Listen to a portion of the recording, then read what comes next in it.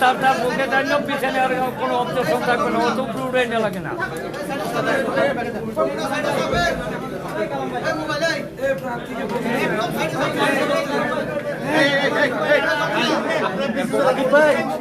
উড়ানো যাবে না।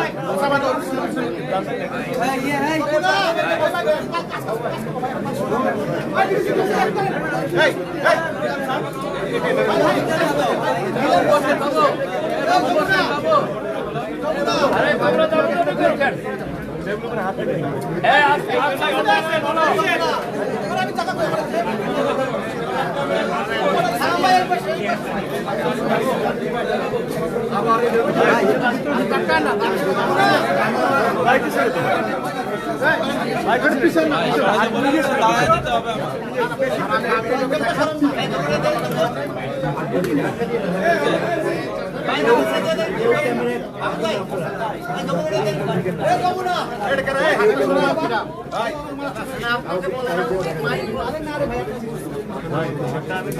আরে মোবাইলটা আবার ঢুকাইছে কি? ভাই মোবাইলটা ধরা রেজাল্ট দিয়ে এই হাত ঢুকাবেন না প্লিজ। ভাই একটু ব্যাক ভাই যাবো ভাই ভাই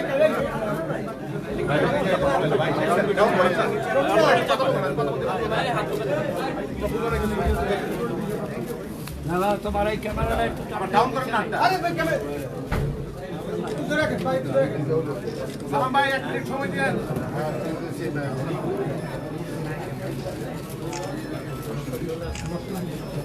একটু ধরে রাখেন ভাই।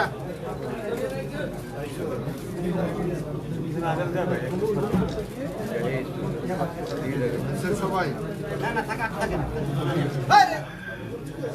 ভাই দিয়ে দেন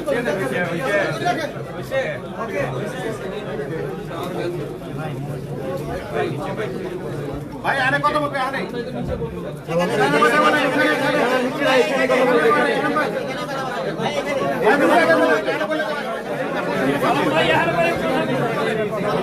এই বাংলা বিষয়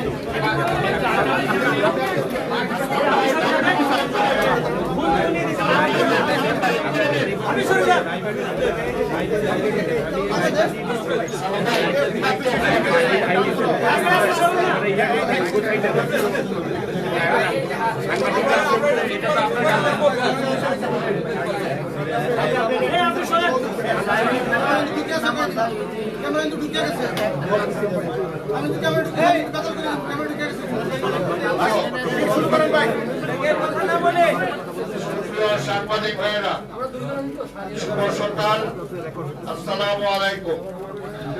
আপনারা জানেন যে আমাদের আজকে 2026-এ যে জাতীয় সংসদ নির্বাচন, সেই নির্বাচনের প্রার্থী হিসাবে আমাদের পার্টির ভারপ্রাপ্ত চেয়ারম্যান দেশনায়ক তারেক রহমানের পক্ষ থেকে আমরা আজকে এখানে মনোনয়ন জমা দিতে এসেছি।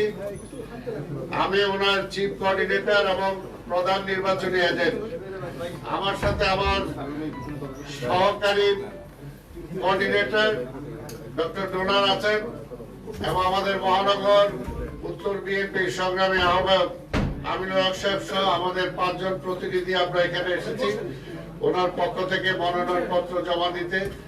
মনোনয়ন পত্র আমরা এইমাত্র জমা দিলাম।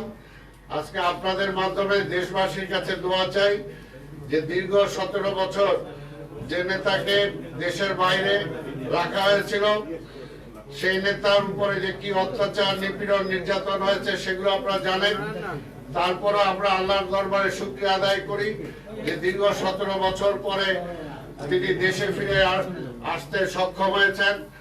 তাই আমরা জনগণের কাছে দোয়া চাই এবং আগামী নির্বাচনে আমরা বিশ্বাস করি যে এই নির্বাচনী এলাকা থেকে বিপুল ভোটে, জনগণের ভোটে তিনি দল মত নির্বিশেষে সকলের ভোটে তিনি নির্বাচিত হয়ে আগামী দিনে বাংলাদেশের প্রধানমন্ত্রী, সরকার প্রধান হিসাবে, প্রধানমন্ত্রী হিসাবে দায়িত্ব পালন করে দেশের আজকে যে ক্রাইসিস, দেশ যে একটা সংকটের মধ্যে পড়ে আছে, এই সংকট থেকে উত্তরণ ঘটনাতে উনি সচেষ্ট হবেন। এবং আপনারা যারা আজকে এখানে এসেছেন, আপনাদের সবার কাছে আমরা দোয়া চাই। আজকের এখানে বেশি কোনো বক্তব্য দিতে চাই না আমরা। ভারপ্রাপ্ত চেয়ারম্যান কেন ঢাকা 17 বিশেষ মুহূর্তে বেছে নিলেন? না, 17 উনি তো বাংলাদেশের যে কোনো জায়গায় করতে পারেন। আর 17তে জানেন যে উনি 17তে ভোটার হয়েছেন, এই তো একটা বিষয়। এবং 17তে এর আগেও এই নির্বাচনী এলাকায় ওনারা ভোটার ছিলেন। ওনার বাসা ছিল যে ক্যান্টনমেন্টে, সেটা এই নির্বাচনী এলাকার বেগম খালেদা জিয়া, উনিও এলাকার, কাজে এই এলাকার প্রতি তো একটা আলাদা একটা টান তার আছেই। সেই কারণেই সর্বশেষ শেষ মুহূর্তে সবার অনুরোধে তিনি এখান থেকে প্রার্থী হয়েছেন।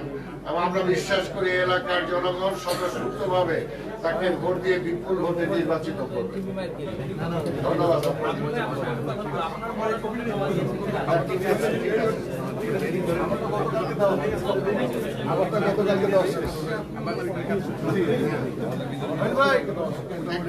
টাটা দিয়ে দেন, টাটা দিয়ে দেন।